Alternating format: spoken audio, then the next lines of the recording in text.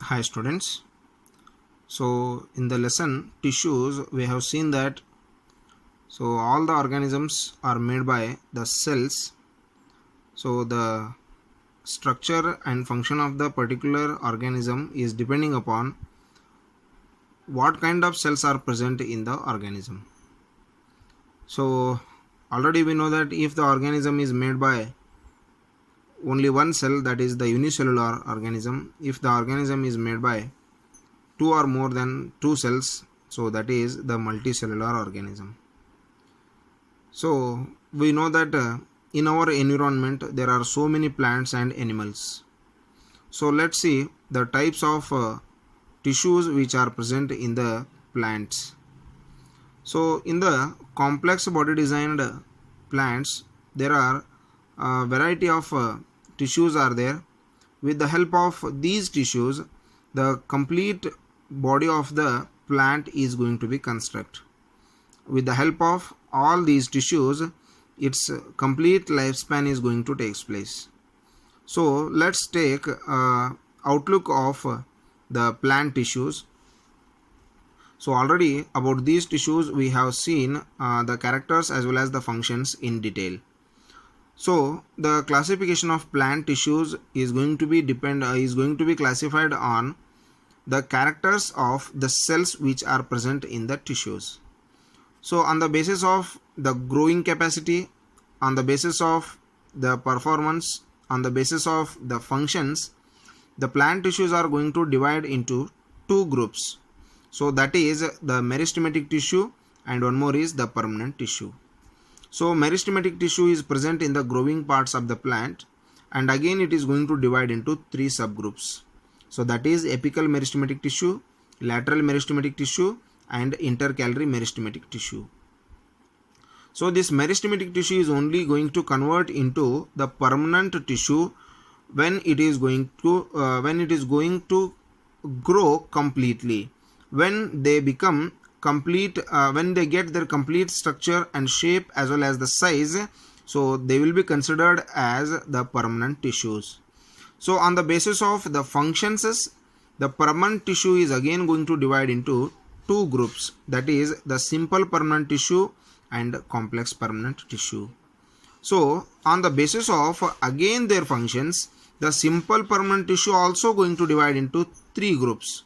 So that is the parenchyma, collenchyma and sclerenchyma. So here on the basis of the functions and the cells which are present in the tissue, they are again classified. So that is parenchyma, collenchyma and sclerenchyma. These are the types of simple permanent tissue. So the next one is complex permanent tissue. So again here on the basis of the functions, the complex permanent tissue is also going to divide into two categories. So that is the phloem and xylem. So here the phloem is the food conducting tissue and xylem is the water conducting tissue. And what this phloem is going to move in both the directions, that is from upward to downwards and from downwards to upwards. So that is the multi-directional tissue. So this xylem is only the unidirectional tissue which is going to bring the water from the roots to the all parts of the plant. So like this, on the basis of their functions, the plant tissues are going to divide into many groups. So let's move towards the animal tissues. So here we can see the classification of animal tissues into four groups. So in the animal tissues there are mainly four types, that is the epithelial tissue, muscular tissue, connective tissue and nervous tissue. In animal tissues there are four types: epithelial, muscular, connective and nervous tissue. So on the basis of the types of the cells which are present in the epithelial tissue, so this is again going to divide into four types, that is squamous epithelial tissue, cuboidal epithelial tissue, columnar and glandular epithelial tissue. So we have discussed this one in two subgroups, that is columnar epithelial tissue and glandular epithelial tissue, and the last one is ciliated epithelial tissue. So the second one, that is the muscular tissue. So there are again three types, that is the striated muscles, smooth muscles and cardiac muscles. Striated muscles already we have seen. So they have the stripes on their structure. They are elongated structure.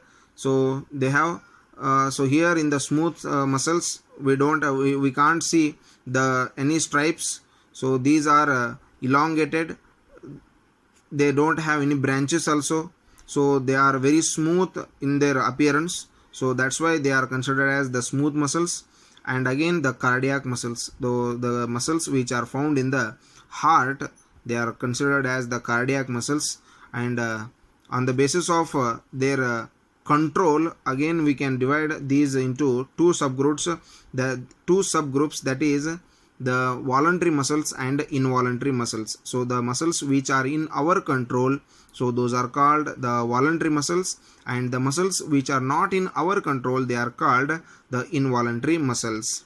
So the next one is the connective tissue. So here, on the basis of their structure, function and the matrix in which it is present, this connective tissue is going to divide into four types. So that is areolar connective tissue, adipose tissue, skeletal tissue and fluid connective tissue. So already we have seen the areolar tissues are the tendon and ligament, which helps in the connection of the bones to the bones and bones to the muscles. And adipose tissue, which is present in the form of the fat and which helps us in the time of the fasting. So the energy which is present in the form of the fats, so that will be very helpful for the person or the animals in the time of fasting or when they are not getting the proper food. And the third one is the skeletal connective tissue. So there are again two types, that is the cartilage and bone. So the cartilage is elastic in nature and it is made by a special type of two fibers, that is the white fibers and yellow fibers. And this bone, so which is very rigid in nature, that is made by very compactly arranged cells, so which are not hollow, which is actually the bones are filled with the bone marrow that helps in the formation of the blood cells.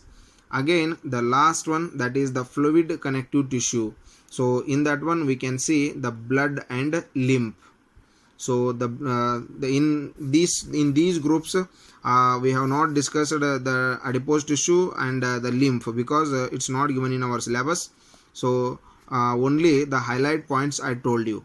So the blood is the main fluid material which is present in our body, that is red in color due to the presence of the pigment called hemoglobin, and it has the plasma. It is present in the form of the plasma matrix, which has the three different types of cells, that is RBC, WBC and platelets.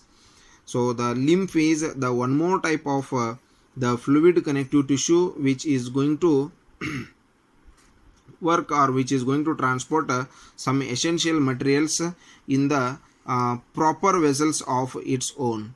So lymph vessels they are considered. So this is the connective tissue. And lastly, in the yesterday's class we have seen that is the nervous tissue. So in that one we have seen the structural and functional unit of this nervous tissue is nothing but the neuron or the nerve cell, which is very helpful in the transportation of the messages which we get from the environment or the changes which are going to take place in the environment, that will be detected by the nerve cells and it will be identified, and it helps in the giving response to the environment or to the changes which are going to happen in the nature.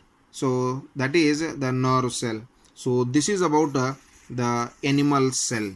So if you have any doubts regarding any point of this lesson, so you can ask anytime. You can send the questions to my WhatsApp number. Okay, hope you have you have understood this lesson properly, and if you have any doubts you can send the messages. Thank you and have a nice day.